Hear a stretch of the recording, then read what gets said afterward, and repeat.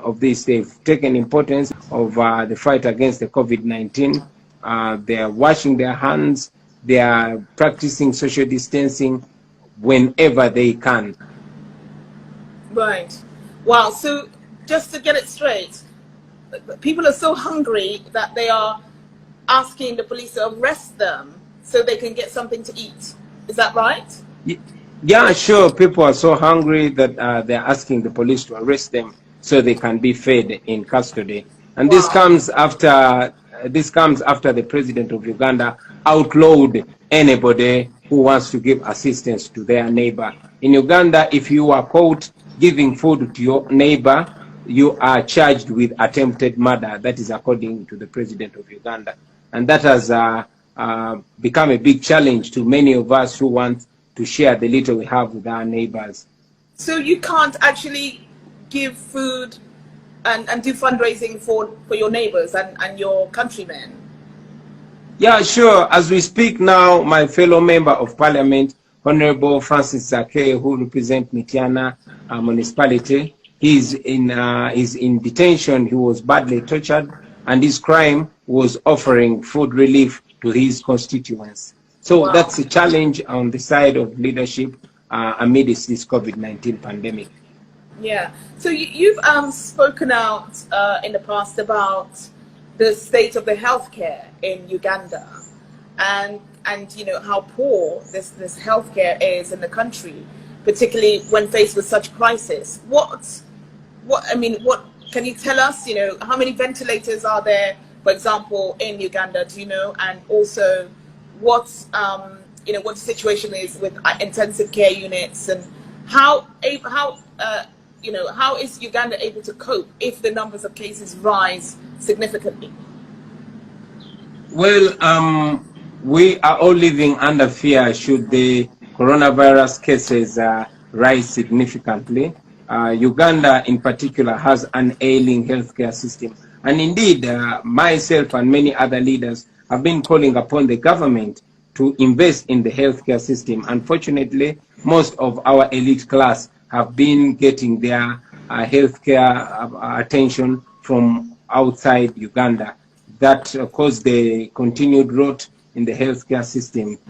It is almost satisfying to see that we are all stuck in Uganda and we are all going to face the same ailing healthcare system. And it's even almost amusing to see that the coronavirus affects the elderly much more, who are the majority in our ruling elite, and these are the people that have been ignoring the healthcare system. However, still it is our call to the government of Uganda and to the governments around Africa to prioritize healthcare, to prioritize health.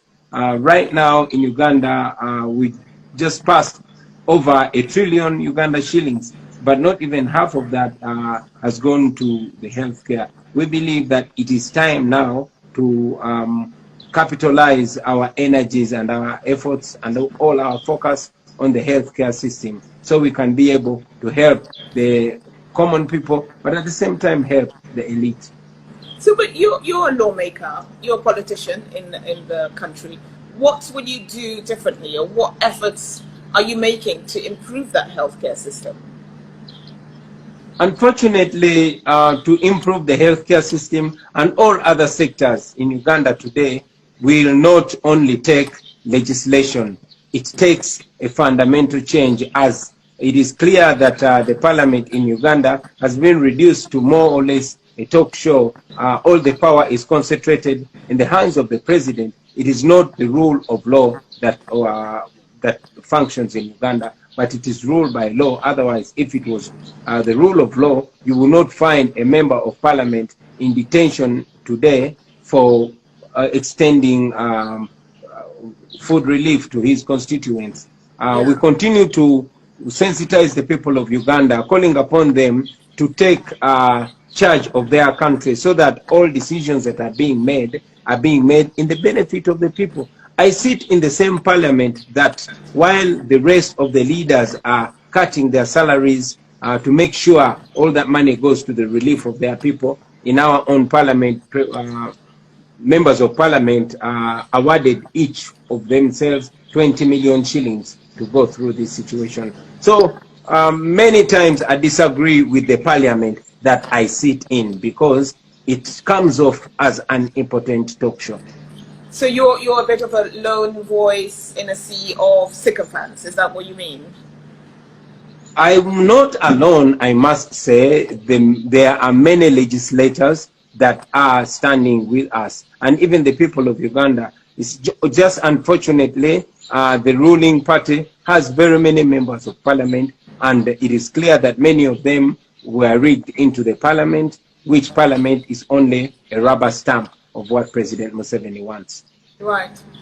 So we saw a video of President Museveni working out, doing press-ups in his office recently, and you know, he was urging Ugandans to stay at home. What did you make of that video when you saw it? Well, are you still seeing me? Yes, yes. Well, I can't see great, you, but great. I can hear you.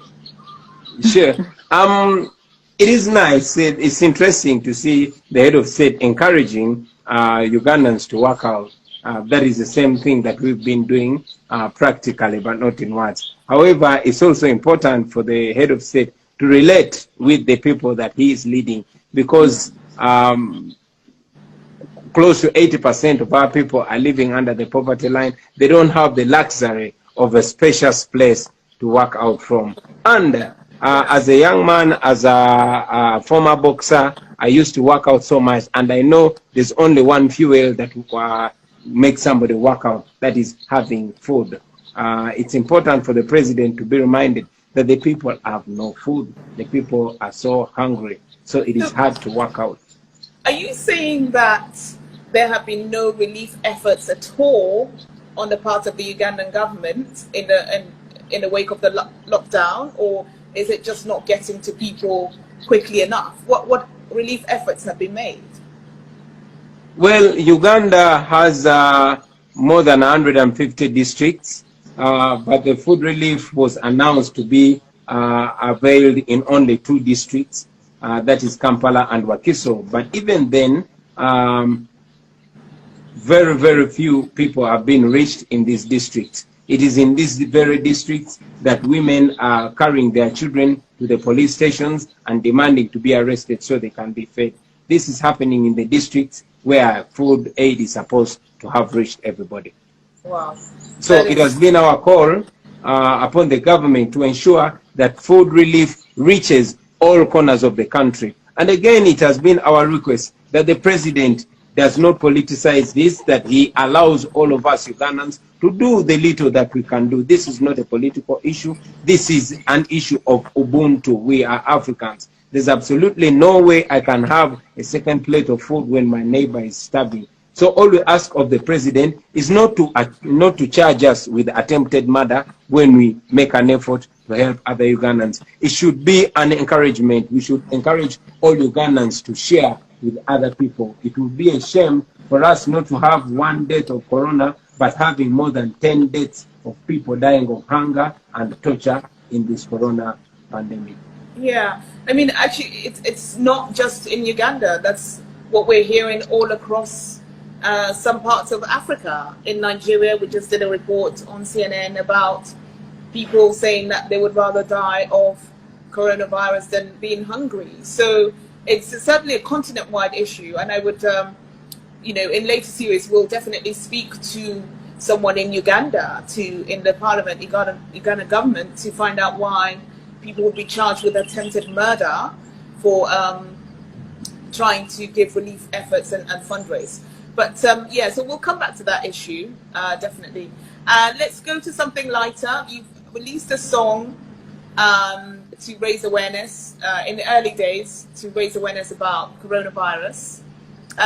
Can we ask you to sing a line from your song, which has been very successful and has had over 1 million views and it on YouTube? Can you sing a line from this song and tell us what inspired it? Sure, here we go. The bad news is that everyone is a potential victim, but the good news is that everyone is a potential solution. With those the lyrics, I don't want to forget my own song. The coronavirus is sweeping over mankind. Everybody must be alert. It's a global pandemic we can never take for granted. In my native language means everybody must be concerned and everybody must take charge. Right, fantastic. I love that. It's such a catchy song.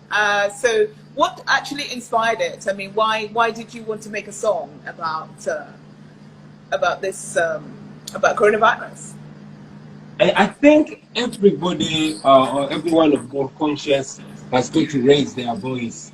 Everybody that has influence, everybody that has 1 or 2 or 3 or 10 people listening to them should raise their voices, should create as much awareness about this pandemic.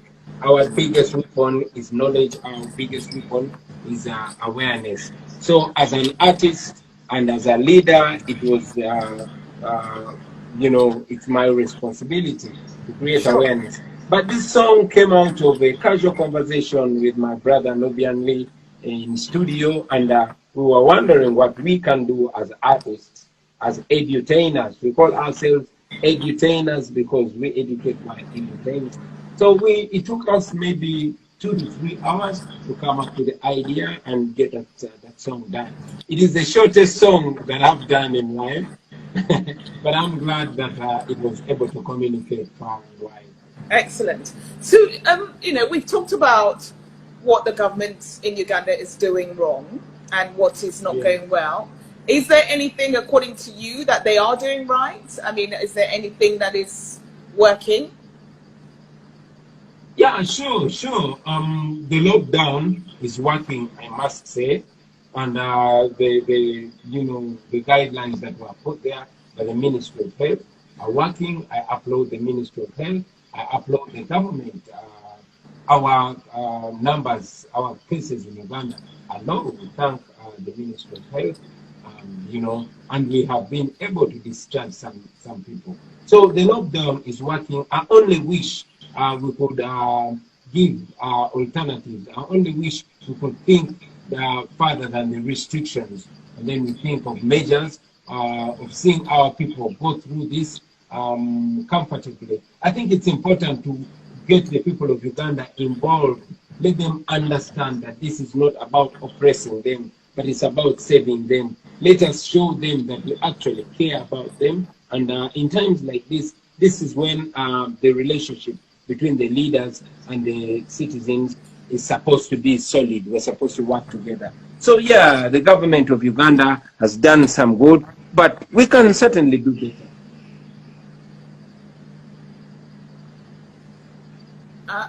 I think we may have lost. Hello, Bobby, can you hear me? Oh, sure, I can hear you. Okay, good. I lost you for a minute there. So let's talk now about the efforts that you're making to bring back these African citizens who are currently in China. Tell us about how you got involved and what has happened so far. And have you been able to bring any of them back? What's going on there? Well, I doubt if you still see me though. Yes, I can hear you. We can't really see you, but we can hear you, and we'll settle for that. Certainly, for as long as the voice is there. Yeah, myself, like very many people in the world, watched with shock the videos that were coming out of China, particularly in the city of Guangzhou, where our African brothers and sisters are being mistreated, they're being harassed, many of them are being turned away from public facilities, shopping malls, hospitals, on account of their skin color. And we saw many of them stuck on the streets, having allegedly been evicted from their residences. It disturbs me just like I expect it to disturb any African, any human being.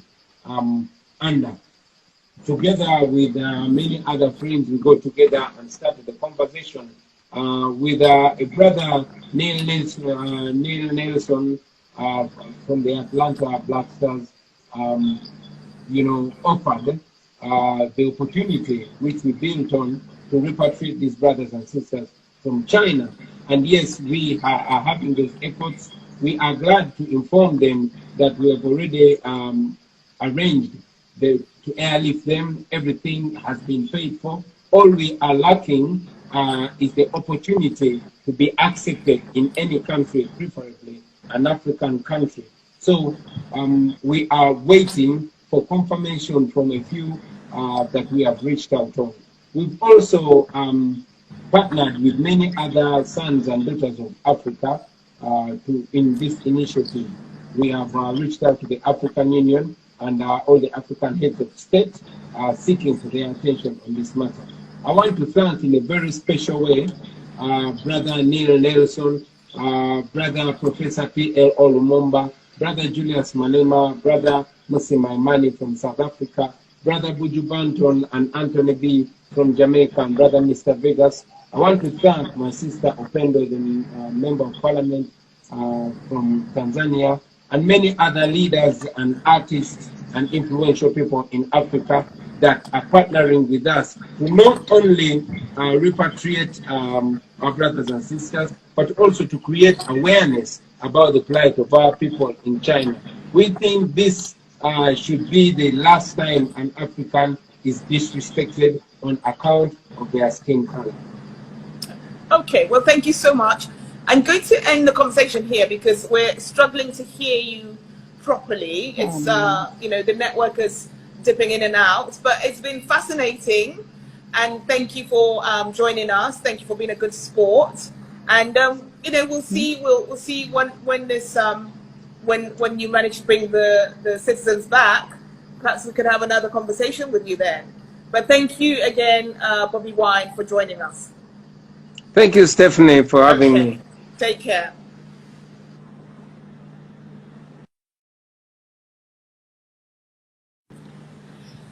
Okay.